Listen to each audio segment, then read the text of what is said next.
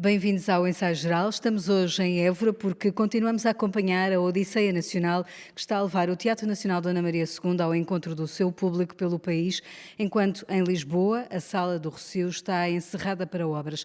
É no Teatro Garcia de Rezende que hoje conversamos com a atriz Rita Blanco, uma das protagonistas da peça A Farsa de Inês Pereira, que teve estreia esta noite aqui em Évora e que agora vai começar a sua digressão. Para a conversa temos também João de Brito, encenador da peça Batalha, escrita pelo escritor Sandro William Junqueira, Cátia Terrinca, do projeto Penélope, e a atriz e a ativista cigana Maria Gil, que em conjunto com Teresa Vaz criou Homo Sacer na estrutura bestiário. Muito obrigada aos quatro por estarem no ensaio geral. Rita Blanco, não vamos enganar os nossos ouvintes. Quando falamos de A Farsa de Inês Pereira, aquilo que o público vai ver não é Gil Vicente, é um texto escrito pelo Pedro Penin a partir de Gil Vicente. Esta peça... Mas é Gil Vicente. Também Gil Vicente. Sim. Farsa de Inês Pereira está lá a história toda, mas trabalhada por Pedro Penin. É uma história com os pés no século XVI, mas que é uma farsa de Inês Pereira à moda de 2023. É, com muitos anacronismos, mas não há nenhuma pretensão a estarmos em 2023. São passeios no tempo e de repente, isso não é nada importante, o tempo ali. É a história que conta e são as razões porque a peça é feita, para se falar. A peça começa justamente no dia 1 de maio, No um 1º dia de maio, sim, simbólico. Dia do Trabalhador. Exato. A Rita é a mãe da Inês Eu Pereira. sou violante, sim. Que mãe é esta? É uma mãe muito evoluída politicamente, que tem um discurso político e muito comprometida com isso, e que vem de uma época em que a mulher ser independente, não casar, ser solteira, como se isto fosse possível na época, mas era, e que tem uma filha e que acredita no trabalho como poder para o trabalhador ter força no mundo e poder mudar as condições de trabalho, de escravização que neste momento também acontecem.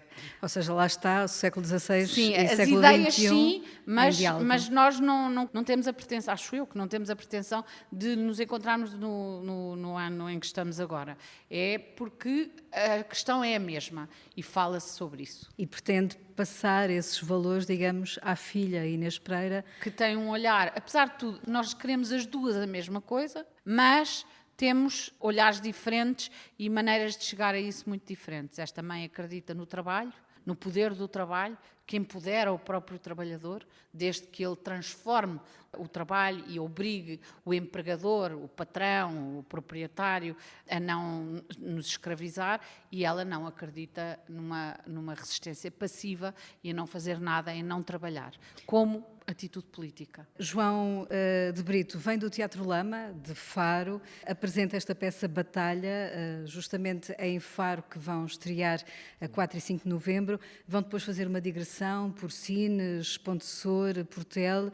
João, que peça é esta que o escritor Sandro William Junqueira, no fundo, deu corpo à ideia que o João fermentou? É uma peça que nos remete para o universo de uma escola. Vamos conhecer uma turma que não pertence aos rankings nacionais, digamos assim. É uma das coisas que fala o texto, diz lá que esta turma não pertence ao ranking, o que importa é subir de divisão, é um bocadinho essa brincadeira. Então esta turma ganha um sorteio que o Presidente da República lançou, um repto para uma turma do secundário, representar Portugal, a contar a história de Portugal ao mundo via streaming. Então é aquela coisa de, não foram eles que enfiaram o papelinho na tómbola e foram sorteados e de repente sabem a notícia e começa o espetáculo a partir daí. É uma sala de aula de uma professora de História, que é a Joana Bárcia, e estes 6 alunos e um contínuo, que sou eu que interpreto, auxiliar de ação educativa, mas ele prefere ser tratado por contínuo Zé Carlos. Aliás, era o nome, a expressão que se usava, se calhar, nos anos 80. Sim, era a forma carinhosa como tratávamos as pessoas, que eram pessoas que nós lidávamos todos os dias e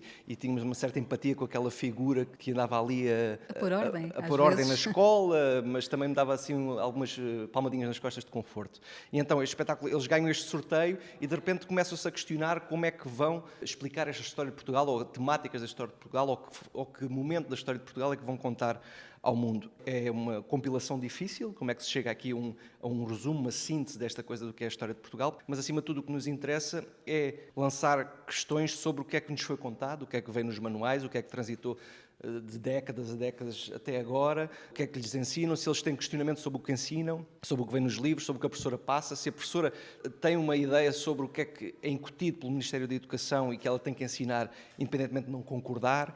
Andamos neste questionamento numa sala que... Nessa batalha. Essa batalha, sim, que mete estes miúdos que são do 11º EV, que são um bocadinho chutados para canto, a maior parte deles repetentes, mas de repente há ali um volte-face, há ali um gatilho qualquer neste desinteresse que é ali escarafunchado, como se pode dizer, e de repente eles começam a reagir a este repto. E o que é isto da história com H pequeno, ou a história com H grande?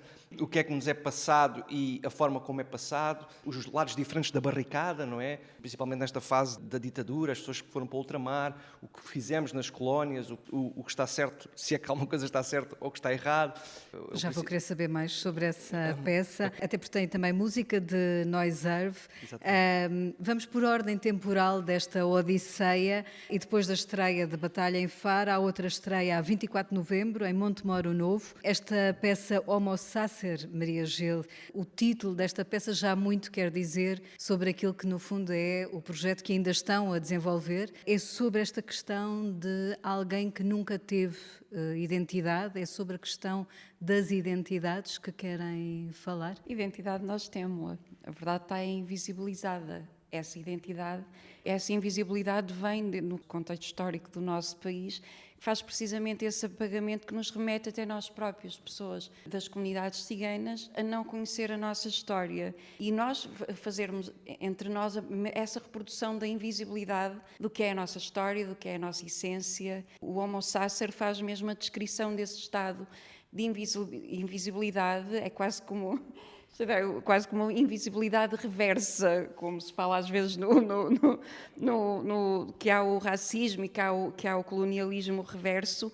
Tem muito a ver com esse processo de que nós queremos, que estamos a trabalhar, que é essa questão de nós próprios fazermos uma reflexão sobre nós. E quando eu falo neste nós tão abrangente, que é nós todos, enquanto cidadãos portugueses e ciganos. É uma visão enquanto plural, político. é uma visão plural no sentido em que muitas das vezes fala-se da comunidade cigana e na realidade são várias comunidades no plural. Sim. Há essa diversidade Sim, também há essa nessa pluralidade, identidade? sim. Há essa pluralidade, mas uma pluralidade que faz parte do país e que até então temos sido vistos, principalmente neste contexto da arte, como algo externo, como algo que nunca está no lugar, que não tem pertença do lugar. E tudo isso tem toda a influência neste processo, na cocriação do espetáculo, que fala sobre esse mesmo lugar das invisibilidades. Há bocado falávamos sobre as questões territoriais, dos colonialismos não territoriais que a história em Portugal trouxe para as nossas comunidades. Exatamente, pego nessa ideia de território para falar com a Cátia Terrinca, que a 30 de outubro, em Porto Alegre, depois em Montemoro Novo, a 18 de novembro, vai apresentar o projeto Penélope. É um projeto que já, podemos dizer, lançou sementes à terra, literalmente, noutros locais. Que projeto é este? De que forma é que ele trabalha o território e, neste caso, também a terra? Estavas a falar de invisibilidade, Maria, e eu estava a pensar que nós desconhecemos muitas vezes o nosso solo, o nosso chão, e não temos consciência, e isto também tem muito a ver aqui no Alentejo em particular com a entrada do olival intensivo e super intensivo, do empobrecimento progressivo, mas muito rápido, em que nós estamos a votar a terra que pisamos todos os dias. E a Penélope tem a ver um bocadinho com estas sementes que são tão fundamentais e têm sido invisibilizadas pelo capitalismo, por essa ideia de que o trabalho e de extenuar a terra e extenuar os trabalhadores que a trabalham também é aquilo que nos trará um futuro risonho. Nós não começámos a pensar nisto propriamente a partir de uma necessidade política, nós viemos da literatura e de um livro da escritora Alice Sampaio, que se chama Penélope, e que no fundo faz uma resposta feminista ao Ulisses de James Joyce, e dentro dessa resposta encontra esta imagem que também é tão portuguesa dos canteiros que as mulheres cuidam à porta das casas ou nas suas janelas e dos quais não cuidam para proveito próprio no sentido daquilo que é a alimentação. Muitas vezes estes canteiros não têm cebolas ou batatas, têm ou ervas aromáticas ou então têm flores. Então acho que esta capacidade, que de alguma forma também ligamos ao feminino, de cuidar do bem comum e de cuidar de flores, que não são plantas muitas vezes que nós tínhamos como base na alimentação, embora eu tenha descoberto no decurso deste projeto que se faz esparregado de papoilas, tenho a dizer, portanto era uma coisa que eu não Será sabia, bom? e sei que se faz esparregado de papoilas, ainda não experimentei porque não é época, ou seja, estes projetos também têm épocas, mas garanto que na primavera é de experimentar o esparregado de papoelas. Isto para vos dizer que esta ideia de cuidado, e de cuidado que é um cuidado que vem do feminino, e de cuidar de um património que é comum não só a nós, mas a um conjunto de outras espécies com as quais nós partilhamos a vida e das quais somos contemporâneos. E tem um bocadinho a ver com esta procura também de chão, de sol, de água, e de percebermos que para além disso tudo, se não houver afeto, também se calhar as plantas não crescem. Porque uma das coisas que este livro, e voltando a Alice Sampaio, trata muito é desta relação que muitas vezes tendemos a associar a Penélope ao Ulisses, e uma relação afetiva e de dependência perante o regresso do Ulisses, que eu acredito que muitas mulheres tenham passado, de facto, por essa sensação de desamparo perante as fugas dos seus homens, sejam os homens, os maridos, os filhos, os irmãos, os pais, que foram para a guerra colonial, foram para a guerra civil espanhola e que as deixaram abraços com tudo o resto, não é? Mas também há esta força que vem de um cuidado de tudo o que há para lá da relação de amor romântico. E esta afirmação, também é um projeto de afirmação de amor e afirmação de um amor botânico, de um amor por si também, e de ver nas plantas um reflexo de quem nós somos. É muito curioso como há em tudo isto, de facto, uma dimensão política. Rita Blanco, o teatro tem esse lugar. Este projeto também da Odisseia Nacional acaba por cruzar essa ideia política de levar o teatro, mas enraizá-lo, semeá-lo nos vários canteiros. Eu não posso falar pelo teatro, não é? Posso falar por mim e da minha ideia de teatro. Eu acho que o teatro, se não for político, não tem pensamento por trás, portanto não tem interesse nenhum. E, portanto, acho que o teatro é político e é fundamental para as pessoas. E, por isso, o teatro tem que ser feito com as pessoas e com os problemas e as questões das pessoas. Para mim, esta Odisseia, esta ideia, é provavelmente a primeira que eu vejo da parte do Estado, que me lembro de haver uma atitude séria para que o teatro tenha uma posição com as pessoas. E é uma semente para uma coisa ainda mais importante, em que sejam as próprias pessoas a fazê-lo com os seus problemas, as suas questões, as suas verdades, as suas necessidades, que é a única maneira que ainda, para mim, ainda faz sentido o teatro. Esta é uma atitude política, a da Odisseia, muito importante, e que eu acho que, de facto, os portugueses, onde eles andem aí, que deviam agarrá-la, porque é para elas. Finalmente, há uma coisa que é mesmo para elas. E, portanto, devem ser ativos nisso. Quererem, né? Eu sei que é difícil, que as pessoas estão todas amolgadas com tudo o que está a acontecer, mas era fundamental que as pessoas se agarrassem a ela para não a deixar morrer. A primeira coisa será certamente irem ver, terem curiosidade, irem ver os espetáculos desta Odisseia, participarem nela, para gostarem ou não gostarem, mas irem. É fundamental a participação e depois, obviamente, ela ser desenvolvida para que as pessoas nas terras deste Portugal possam trabalhar em teatro, porque o teatro é uma arma. E são 24 concelhos no Alentejo e no Algarve nos próximos meses. Na peça A Farsa de Inês Pereira, a certa altura, ouvimos dizer a frase: rindo, castigam-se os costumes. Precisamos desse humor no atual contexto, já não falo só nacional, mas internacional também. Rir é fundamental porque é uma forma de inteligência, acho eu, é uma forma de conseguirmos ter alguma esperança, apesar das condições, mas não é uma questão que me preocupe muito. Eu acho que É uma coisa muito séria. sim, mas tem que ser uma coisa muito séria, não é? Rir por rir, é com isso que eles nos entretêm. João de Brito, a educação vive um momento complexo. A pandemia atirou os alunos para casa, desligados do meio escolar. Vemos agora a contestação também dos professores. Esta reflexão que vocês fazem sobre o ensino também reflete, de alguma forma, a problemática da educação que Portugal está também a viver? Reflete, mas não sei, é um mísero contributo para a excelente luta que os professores estão a ter, de há algum tempo a esta parte, em busca dos direitos, que volta a ter uma profissão digna e volta a ter uma profissão de referência no nosso panorama, e nós damos esse contributo neste espetáculo, é sobre essa temática, é sobre aquela professora que representa milhares de professoras neste país, que estão a lutar pelos seus direitos. Está na ordem do dia esta questão. Há outras temáticas também, esta questão da tecnologia e do afastamento da tecnologia dos alunos em contexto escolar, também é uma coisa que está muito recorrente. Também falamos e usamos os telemóveis em especial em prol do espetáculo, mas também como uma crítica ao uso dos mesmos. Nós somos só mais um aliado desta luta que acho que é muito digna. E querem também contribuir para a reflexão sobre o sistema de ensino que, no fundo, não acompanhou o ar dos tempos. Continuamos a aprender nas escolas hoje da mesma forma que há 30 anos. Esse é o cerne do espetáculo, é essa questão o questionamento sobre a história de Portugal, como é que ela é ensinada, o que é que vem escrito nos manuais, como é que nós abordamos os manuais, quem é que os constrói, quem é que os escreve, como é que eles passam pelo crivo de alguém, do Ministério da Educação, seja lá quem for, conselhos pedagógicos, e depois chega aos professores, e depois, por sua vez, chega aos alunos, de repente já é como contar um conto, não é? E há muita coisa questionável, e essa é a máxima do nosso espetáculo. E no caso do espetáculo Homo Sacer, Maria Gil, a questão da discriminação, muito se fala, muitas notícias há sobre esses temas, mas persiste. Quer dizer, o que é esta doença, digamos, social que continua a provocar tantas fraturas e a fazer com que comunidades, como as comunidades ciganas, continuem a ser olhadas de uma forma discriminatória? Eu acho que temos que pensar de uma forma muito intemporal nesta questão. E tão intemporal que podemos, falando da questão da batalha e da educação e de como a educação trabalha a história, esse poderá ser um dos pontos em que nós nos devemos focar. Por exemplo, de todo este processo, eu se calhar perguntava onde é que está a história cigana em Portugal, que é a história de Portugal também.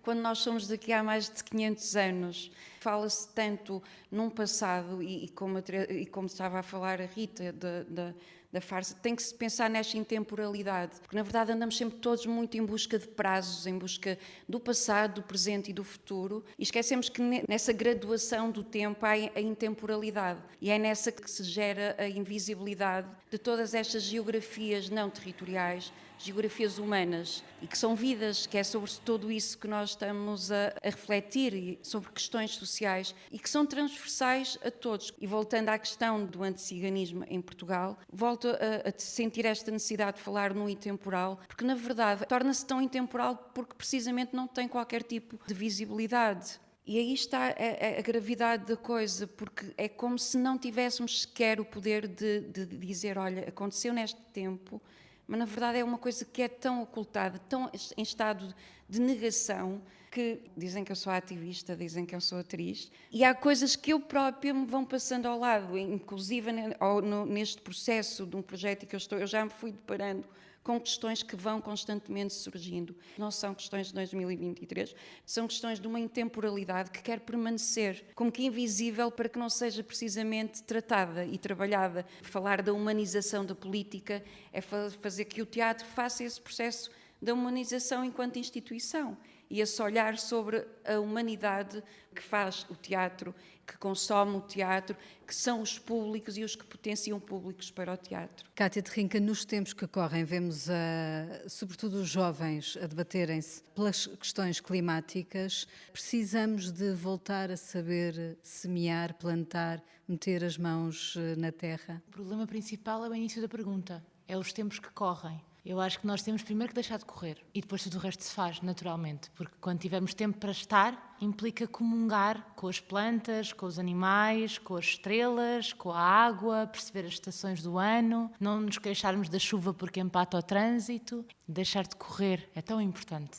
Poder contemplar de novo alguma coisa é tão importante. Nós estamos sistematicamente até com os olhos a correr sobre outra coisa qualquer que nos vence. E é essa coisa que acaba por semear mais em nós do que nós nela. E essa perversão de querermos andar por cima de quem somos, andar por cima também da biologia, da botânica, da agricultura, da terra, da água, que nos tem, para mim, conduzido àquilo que será uma das piores formas de estar vivo, que é de estar vivo não estando. E, portanto, eu acho que o princípio é deixar de correr mesmo. E sinto que isso também tem muito a ver com a escola. A escola também faz com que os miúdos corram por cima de tudo. A escola, no fundo, é o primeiro emprego que nós temos. Nós começamos a ser funcionários do Estado com as creches aos 6 meses, quando os nossos pais não nos põem um bocadinho antes, porque, coitados, eles próprios já são funcionários do Estado há muitos anos e não podem largar a sua roda de hamster. E enquanto não conseguirmos ter a coragem também de, através do teatro, que é o meio que nós temos aqui disponível, contribuir para essa continuidade, como a Maria dizia, essa continuidade temporal, transformar essa luta numa emergência, que não é só climática. As questões do clima e do ambiente têm, obviamente, a ver com o abuso que nós temos daquilo que é a vida humana, a vida botânica e a vida animal, que são a mesma vida. E enquanto nós não tivermos coragem de voltar a olhar para nós como seres viventes ao lado de outros tantos, e isso para mim é a luta anticapitalista, não há qualquer luta pelo clima que possa estar completamente marginalizada daquilo que é a luta pela nossa dignidade e direito a estarmos na Terra em plenitude e com os nossos pares, e os nossos pares neste sentido alargado. No ensaio geral, ouvimos agora as perguntas que Guilherme de Oliveira Martins, o nosso colaborador do Centro Nacional de Cultura, deixou para os nossos convidados. Nesta cidade de Évora, no âmbito da Odisseia Nacional, começo por perguntar a Rita Blanco o que sentiu ao trazer para a ribalta a farsa de Inês Pereira numa adaptação moderna de Pedro Penin.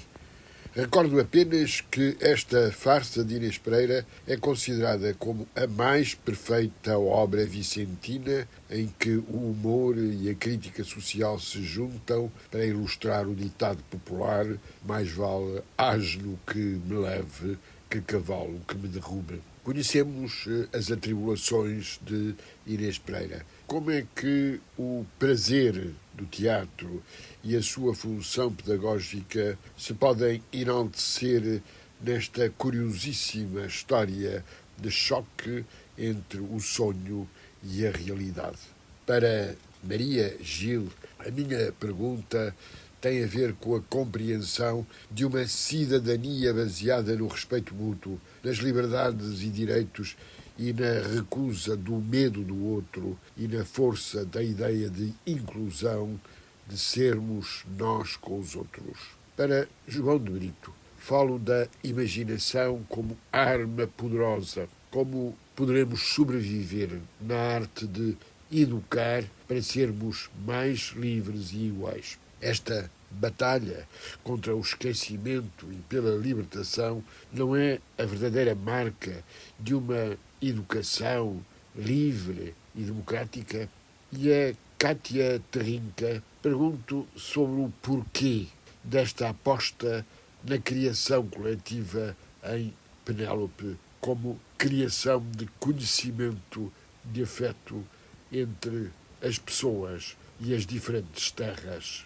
Rita Blanco. Tão perfeita é esta obra de Gil Vicente, a farsa de Inês Pereira, que Pedro Penin pôde meter-lhe toda a realidade atual, andámos para trás e para a frente e estava lá tudo. Sendo que continuou a ser em verso a maior parte do tempo e, portanto, mantivemos ali toda a estrutura e tudo isso. Se havia mais perguntas, já não me lembro. Maria Gil. Estamos a falar de inclusão, essa palavra mágica. É quase como se remetessem mesmo sempre esta questão para uma responsabilidade unilateral. Enquanto pessoas ciganas temos que estar sempre neste processo de autocontrole, para termos este perfil da identidade única.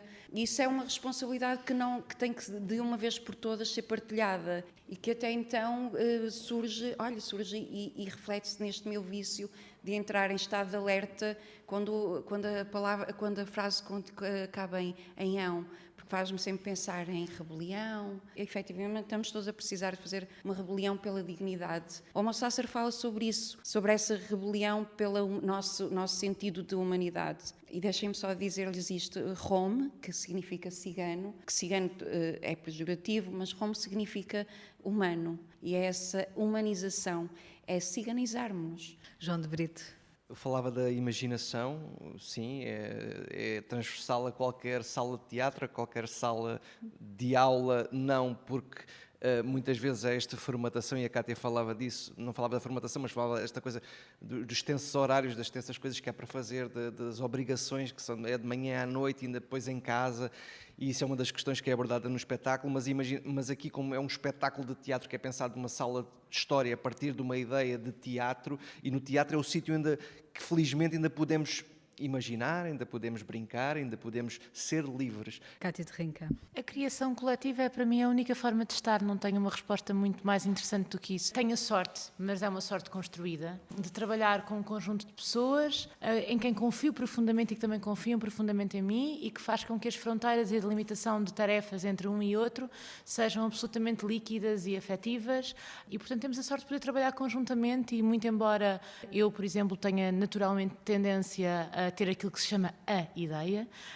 mas a ideia é uma coisa que se transforma como num jogo da bola, a bola vai ganhando novas cores e vai até depois, se a bola for de um material maleável, vai se transformando noutras coisas. Portanto, a criação é coletiva porque é a nossa forma de estar na vida, mas é uma forma de estar, sobretudo, e é a forma que eu entendo também ser aquela que me preenche a título pessoal. Portanto, eu não estaria numa criação em que aconteceu como atriz em vários momentos, em que não conseguisse ter a minha voz também naquilo que estava a fazer. Aliás, eu costumo dizer que eu sou atriz e fui a única das pessoas deste programa que não foi anunciada, não é? A Rita Blanco, atriz, João de Brito, encenador, a Maria, atriz e ativista. Eu costumo dizer que sou atriz, muito embora me sinta na necessidade de criar e propor projetos, porque encontrei, infelizmente, ao longo do meu currículo escolar e depois do princípio de vida profissional, poucos papéis femininos interessantes para desempenhar.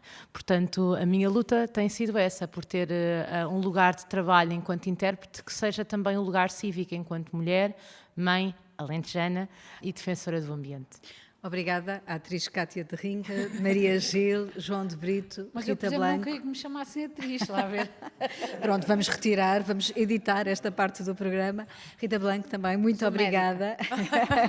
Muito obrigada por terem estado aqui no Ensaio Geral em Évora. Agradeço também ao Teatro Garcia de Rezende ter-nos dado este palco para este programa com assistência técnica de Diogo Rosa. Voltamos de hoje a 8 dias com novas sugestões culturais para si. Boa noite e bom fim de semana.